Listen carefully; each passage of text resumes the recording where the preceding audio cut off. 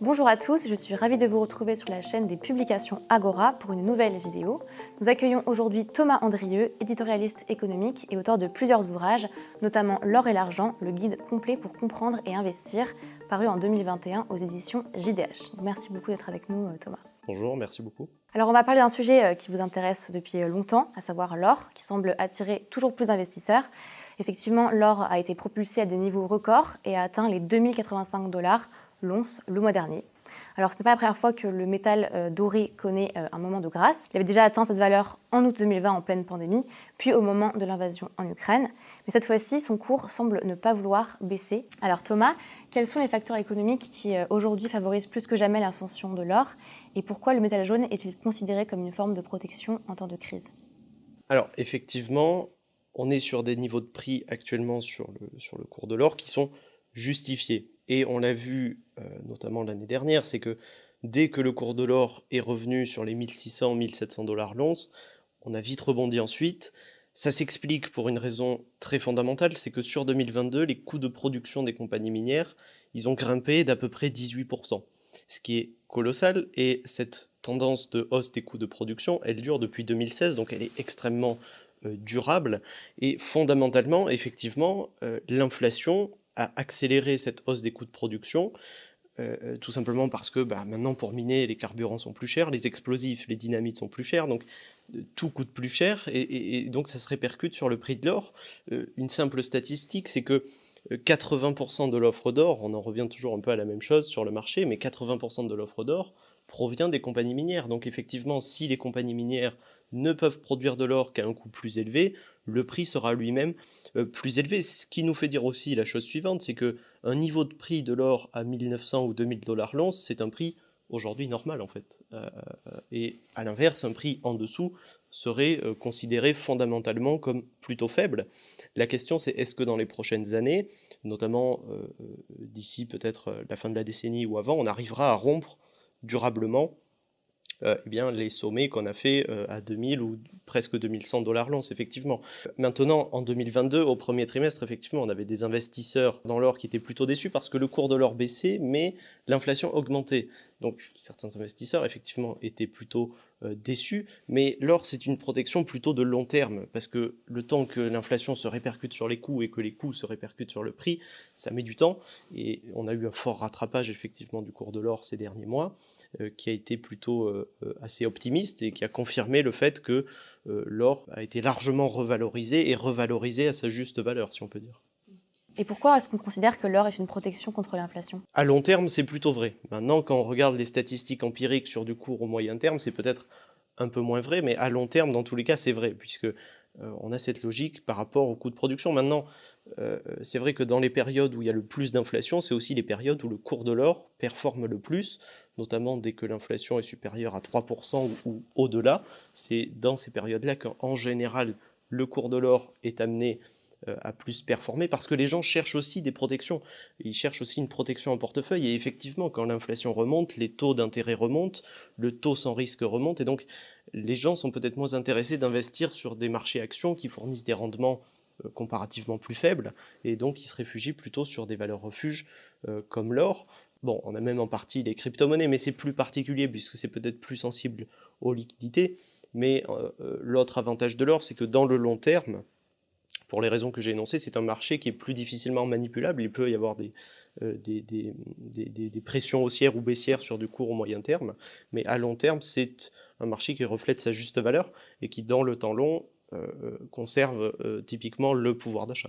Et l'inflation, est-ce que selon vous, elle va durer ou est-ce qu'elle a une... Je pense qu'elle est durable, et je pense que j'avais écrit, le premier livre que j'ai écrit, c'était en 2019-2020, et à l'époque, j'annonçais qu'il y avait un risque récessif suivi d'une inflation de pénurie. On est typiquement dedans, en fait, aujourd'hui. Qu'est-ce qui me faisait dire ça? Alors, bien sûr, une analyse purement dynamique de l'économie, c'est-à-dire que quand on regarde dans le temps long, on a ce qu'on appelle des cycles de Kondratiev, des cycles très longs d'une cinquantaine d'années, et dans ces cycles longs, pendant une dizaine d'années, il y a une période d'inflation plutôt, où la croissance est assez instable. Et puis, il faut dire que sur les 10 dernières années, entre 2009 et 2020, on n'a pas eu de récession aux États-Unis. Et donc, forcément, c'est la plus longue période de prospérité depuis l'après-guerre. Donc, sur cette décennie, il est probable aussi qu'on aura des récessions peut-être plus fréquentes.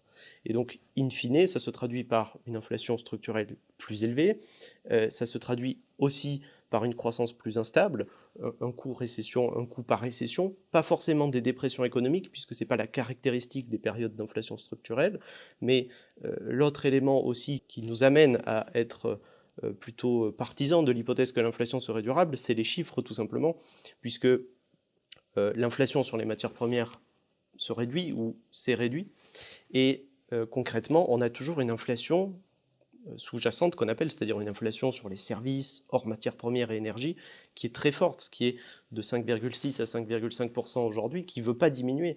Et en zone euro, même, elle continue à augmenter légèrement. Donc cette problématique de l'inflation sous-jacente, de l'inflation fondamentale, en clair, pour le dire simplement pour les auditeurs, c'est une inflation qui s'auto-alimente aujourd'hui. Et c'est le risque de dérapage pour les économies. Maintenant, on a des banques centrales qui ont été plutôt agressives sur les hausses de taux. Donc on verra in fine ce que ça fait sur les prix, mais tout montre qu'effectivement on ressort d'une décennie de forte création monétaire, etc. Et tout ça, ça a contribué à la hausse des prix. Et en plus de l'inflation, de nombreuses banques ont fait faillite récemment suite à la hausse des taux, justement. Est-ce que la crainte vis-à-vis des banques peut pousser les investisseurs à se tourner vers un actif comme l'or? Oui, on l'a vu, et notamment avec la faillite de banques comme SVB, ça a même dynamisé des marchés comme les crypto-monnaies, mais ça a bien sûr dynamisé le marché de l'or. Il y a eu un grand intérêt acheteur au moment des faillites bancaires. Je pense que ce qu'on dit peut-être pas assez, c'est que la faillite des banques comme SVB, cette concentration massive du secteur bancaire qu'on a en ce moment, bon, par ailleurs, je fais une parenthèse, mais la monopolisation du secteur des banques, ça dure depuis un siècle, et je pense que ça sera amené à se poursuivre, mais là, ça s'est accéléré, et la hausse des taux a provoqué un crash obligataire historique l'année dernière. Sur certaines obligations longues américaines, on est à 20-30% de dévalorisation, c'est absolument considérable. Et donc, effectivement, sur des banques qui ont pour politique emprunter court, prêter long, c'est le business model des banques, et bien quand on a des taux qui s'inversent notamment, eh bien, elles font faillite. Et notamment dans le bilan, quand elles ont des obligations longues et qui se dévalorisent massivement, à ce moment-là, il y a un mouvement de faillite en cascade. Et ça pose une question sur la sécurité de l'épargne, bien sûr. Hein, puisque à terme, si toutes les banques sont rachetées par les plus grosses, le jour où il y a une autre vague systémique, qu'est-ce qui se passe? Est-ce que même les grandes autorités, à savoir l'État, etc., sont en capacité d'assurer la sécurité des épargnants dans un contexte où, on le voit bien aujourd'hui, même l'État américain est en train de se chamailler sur une histoire de dette parce qu'elle devient tellement grosse on parle de centaines de milliards, etc. C'est des échelles complètement délirantes par rapport à l'économie de ce que c'était il y a 50 ans. Donc on est dans un contexte où même les grandes autorités, à force de se monopoliser, n'arrivent plus à assurer une certaine sécurité des épargnants. Et la faillite des banques a été tout à fait bénéfique, oui, aux crypto-monnaies en partie, ça a été assez surprenant, mais surtout, alors, il y a eu un grand intérêt acheteur. D'un point de vue géopolitique, on a aussi des facteurs qui poussent le cours de l'or vers le haut. Donc, de plus en plus de banques centrales de nombreux pays comme la Chine, par exemple, ont récemment acheté de l'or dans des quantités records. Donc, comment est-ce qu'on explique ce phénomène?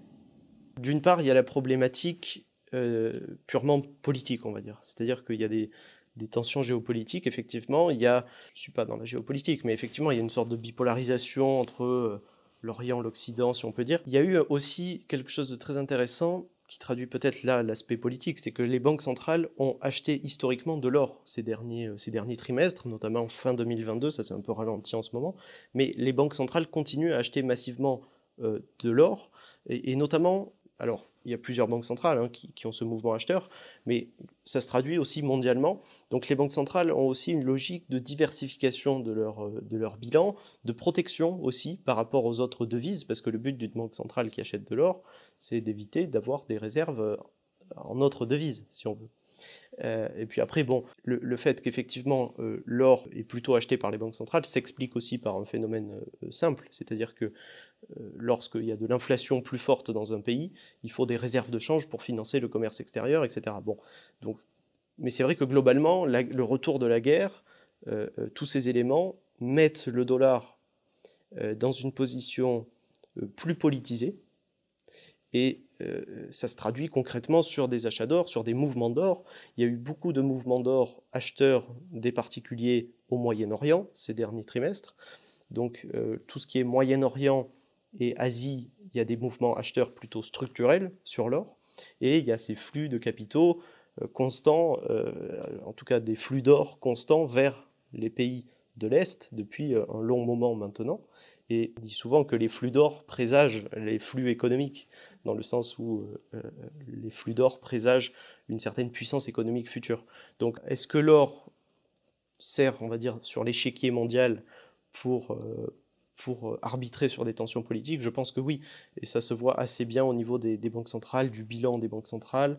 Euh, Maintenant, est-ce que derrière, il y a une stratégie plus fine de la part de certains pays? Certains disent la Chine cherche à accumuler le maximum d'or pour des fins qu'on connaît. Je ne sais pas, mais en tout cas, effectivement, il y a ces phénomènes. Donc la dédollarisation va de pair avec la hausse de l'or. Oui, tout à fait. Après, les États-Unis, c'est vrai qu'ils arrivent à maintenir aussi leur puissance économique pour l'instant. Et ils ont été très fins dans ce jeu, d'ailleurs, depuis la guerre. Mais les deux vont ensemble, effectivement. Hein, celui qui a les moyens d'acheter de l'or, c'est celui qui domine en général, ou celui qui va dominer. Donc, on est en train d'assister à ça aujourd'hui. Alors si on prend en compte tous ces éléments, est-ce qu'on doit s'attendre à de nouveaux records pour l'or dans les prochains mois? Je pense que oui, c'est évident que là, on est plus apte à faire de nouveaux sommets qu'à faire de nouveaux plus bas, de toute manière.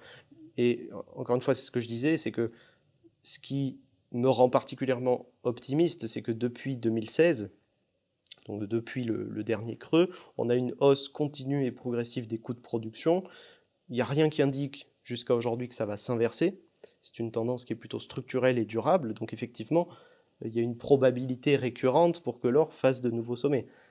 Ça, c'est fondamental. Surtout que, voilà, je pense que sur la décennie globalement, il y aura beaucoup d'instabilité, que ce soit sur l'aspect civil, sur l'aspect géopolitique, sur l'aspect d'inflation. Donc tout ça, c'est des facteurs qui profitent plutôt à l'or. Et peut-être plus globalement, on est sur une décennie qui profitera aux matières premières dans leur ensemble, peut-être, puisqu'il y a eu une forme de sous-investissement sur la décennie passée sur le secteur des matières premières.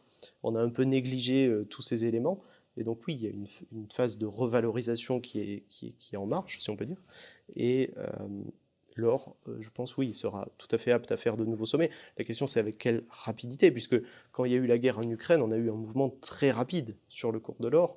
Donc ça montre que la demande peut influer sur le cours de l'or sur du moyen terme. Par exemple, si demain il y a un nouveau conflit ou des éléments comme ceci, un mouvement acheteur important, le cours de l'or peut faire de nouveaux sommets très rapidement, mais ce qui déterminera dans le long terme la valeur de l'or, à mon sens, ça sera vraiment est-ce que les compagnies minières peuvent continuer à miner de l'or et à quel prix, puisque sur les 10 dernières années, les compagnies minières ont une production qui est à peu près constante ou en légère progression, et depuis 2018, la production d'or stagne. Et ça, c'est un élément qu'on n'avait pas ces dernières années. Si on venait à avoir cette production d'or qui stagne encore et encore et encore, à ce moment-là, oui, il y aurait un déficit de production qui se traduirait sur le coût, sur le prix de l'or, tout simplement. Donc tous ces éléments, oui, nous incitent à penser que ça restera un métal fort. Alors on sait que l'or existe en quantité limitée, mais combien d'or y a-t-il réellement sur Terre? Alors, c'est difficile d'estimer. On dit que tout l'or du monde tient dans un cube de 21 mètres, mais après, il faut voir. Effectivement, c'est des estimations très difficiles. Je ne suis pas dans ces estimations, mais globalement, c'est vrai que les compagnies minières ont de plus en plus de difficultés à miner de l'or. Ceci étant, je pense qu'on pourra toujours miner de l'or. La question, c'est à quel prix? C'est-à-dire qu'il restera toujours de l'or à miner. Aujourd'hui, un gisement typique, il faut à peu près remuer 1 tonne de terre pour 1 gramme d'or. Mais la concentration d'or moyenne sur Terre est beaucoup, beaucoup plus faible que ça. Donc structurellement, il y a certaines études qui disent que les stocks d'or seront épuisés peut-être d'ici une vingtaine d'années, par exemple, hein, les stocks naturels. Ce qui est tout à fait possible. Hein. Mais ceci étant, il y aura toujours une demande d'or, l'or se vendra toujours, et sachant qu'aujourd'hui, la grande majorité de l'or qui se vend, c'est de l'or qu'on va chercher sous terre, bien effectivement, la question c'est à quel prix on pourra aller chercher cet or sous terre. Est-ce qu'il faudra de nouvelles innovations? Est-ce qu'il faudra aller chercher peut-être plus profond? Enfin, il y a plusieurs hypothèses qui sont envisageables. Donc aujourd'hui, oui, on commence à assister à une difficulté minière qui est plutôt croissante et qui a été beaucoup renforcée par la hausse du prix des carburants, des matières premières. Et en période de transition énergétique, est-ce qu'on va voir de plus en plus de contraintes qui pèsent sur les minières et donc une hausse des coûts pour l'industrie? Tout à fait. Alors, il y a plusieurs compagnies minières qui, quand on regarde leurs publications, etc., qui prennent en compte ces aspects. Maintenant, il faut dire ce qui est, ça reste un secteur qui, effectivement, est plutôt assez polluant, en tout cas qui détruit forcément l'environnement qu'il y a autour.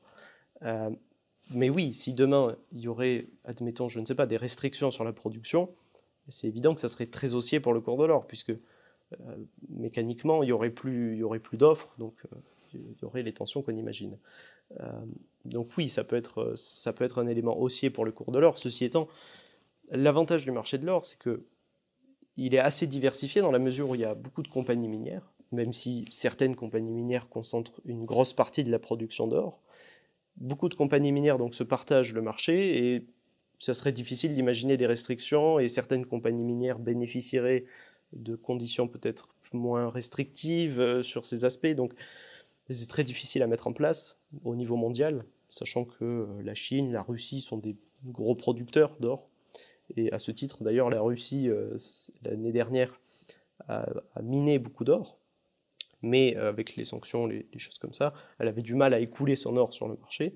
Et donc elle s'est rachetée, on va dire, son or. Une partie a été écoulée, il y a des nouveaux débouchés qui se mettent en place.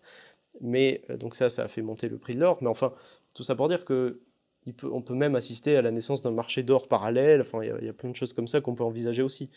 Donc c'est vrai que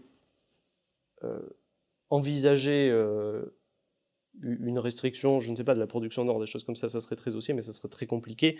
Et concrètement, aujourd'hui, mettre en place des facteurs plus écologiques, des choses comme ça, c'est très très difficile dans un secteur minier. Oui. Et aujourd'hui, quelles sont les différentes solutions qui s'offrent aux personnes qui souhaitent investir sur l'or? Moi, je suis plutôt partisan, effectivement, de la forme physique, puisque ça reste l'idéal, on va dire. Après, maintenant, voilà, tout dépend des montants. C'est vrai que si c'est des petits montants, bah, il y a tout à fait les pièces, les choses comme ça. Après, oui, il y a les lingots sur les modèles un peu plus au-dessus.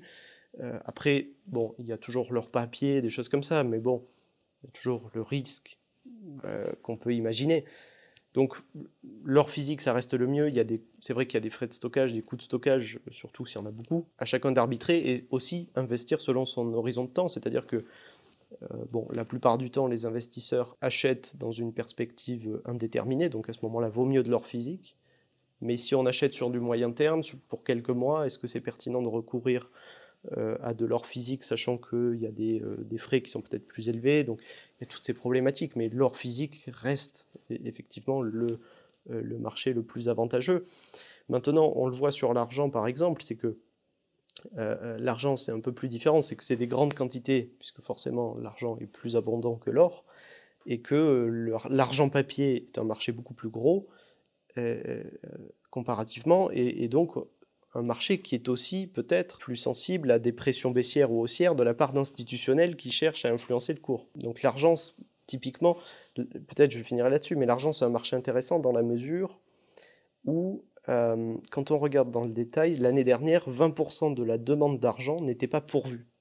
C'est-à-dire qu'une once d'argent sur 5 n'est pas produite, en tout cas n'est pas fournie par le marché. Et ça s'explique parce que le cours de l'argent, malgré ce déficit d'offres, reste bas. Et il reste bas parce qu'il y a des positions institutionnelles, on va dire, qui participent à cette déconnexion. Donc, dans ce contexte-là, c'est vrai que il y a le marché papier, il y a le marché théorique, on va dire, et il y a le marché physique dans certains cas. Et c'est peut-être deux choses différentes, mais à terme, c'est vrai que les deux peuvent entrer dans une sorte de clash, si on peut dire. Alors, vous parlez des matières premières tout à l'heure.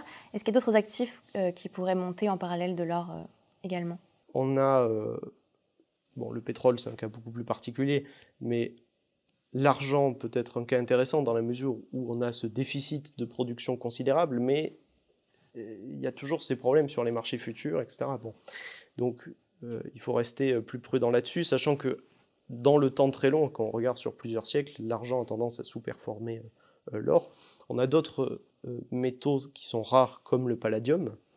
Le palladium, c'est un cas plus particulier parce que bon, il sert beaucoup dans l'industrie automobile. Au regard du contexte actuel, c'est vrai que ça reste un métal qui qui a peut-être moins de perspectives sur quelques temps, mais ça reste un métal très cher. On a, peut-être pour revenir sur l'argent, un des éléments qui nous rend peut-être très optimistes, c'est que tous les plans visant à investir dans la transition, des choses comme ça, c'est extrêmement consommateur de panneaux photovoltaïques, etc. Et donc d'argent in fine, puisque 12% de tout l'argent sert à produire des panneaux photovoltaïques. Donc on a des métaux comme ça qui peuvent effectivement profiter de ces phénomènes. Et puis on a des secteurs plus globalement où il y a peut-être des sous-investissements. Alors c'est vrai que je ne suis pas spécialiste sur les céréales ou les choses comme ça, mais sur la décennie globalement, ce qu'on observe, c'est que les matières premières dans leur ensemble ont été un peu oubliées la décennie passée, que nécessairement elles font leur retour en force en ce moment. Et qu'est-ce que vous pensez des gens qui comparent l'or aux crypto-monnaies, donc le Bitcoin par exemple? J'aime pas trop la comparaison, dans la mesure où c'est deux marchés différents. J'aime bien dire souvent qu'on n'a jamais produit autant d'or qu'aujourd'hui. Comme je l'ai dit, la production a stagné ces dernières années, mais que pour le Bitcoin, par exemple, on n'a jamais produit aussi peu de Bitcoin qu'aujourd'hui. Ceci étant, ça reste deux actifs qui n'ont pas de rendement, ils n'ont pas de dividendes, ils n'ont pas d'intérêt. Donc par définition, un actif qui n'a pas de dividende ou qui n'a pas d'intérêt, on le valorise à son coût de production.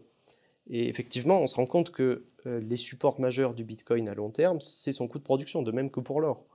Donc sous cet aspect, effectivement, c'est très intéressant, surtout que bon, les crypto-monnaies, c'est peut-être plus particulier parce que ça répond peut-être aussi à une demande du 21e siècle, dans la mesure où n'importe où on est sur la planète, on peut utiliser des crypto-monnaies.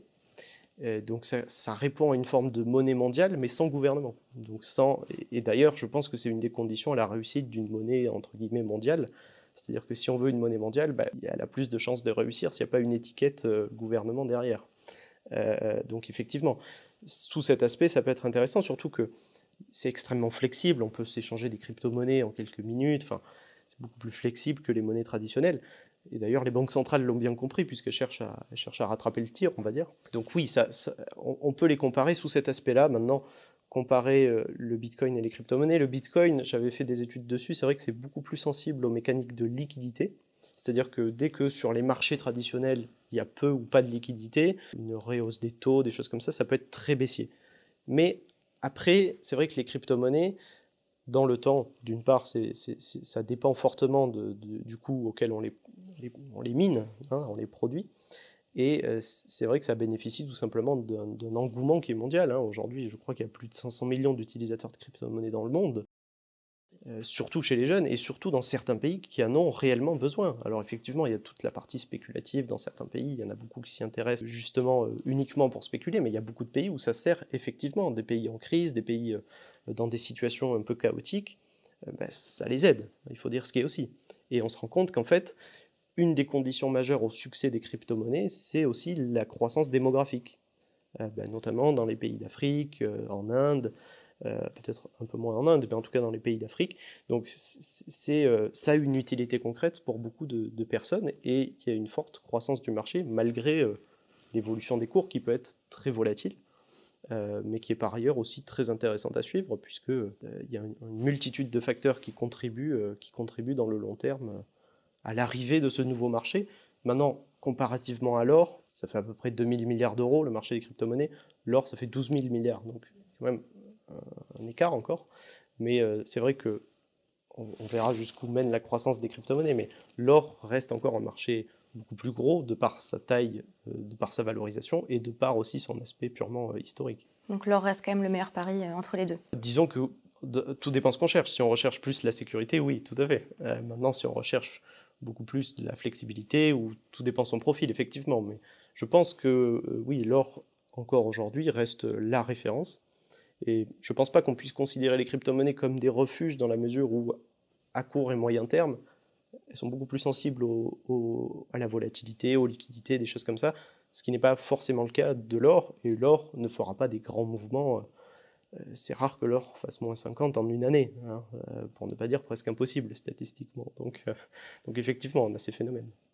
Merci beaucoup Thomas pour cet échange. Vous avez rédigé un rapport spécial pour nos lecteurs où vous expliquez comment investir sur l'or en 2023. Donc j'invite ceux qui nous regardent à le télécharger gratuitement en cliquant sur le lien en description. Merci encore et j'espère à très bientôt. Merci beaucoup. Si le sujet de l'or vous intéresse, notre expert Philippe Béchade a préparé une conférence exclusive sur la pénurie d'or que nous pourrions connaître prochainement. Je vous invite à regarder la vidéo qui se trouve dans la description. Merci et à très bientôt pour une prochaine vidéo.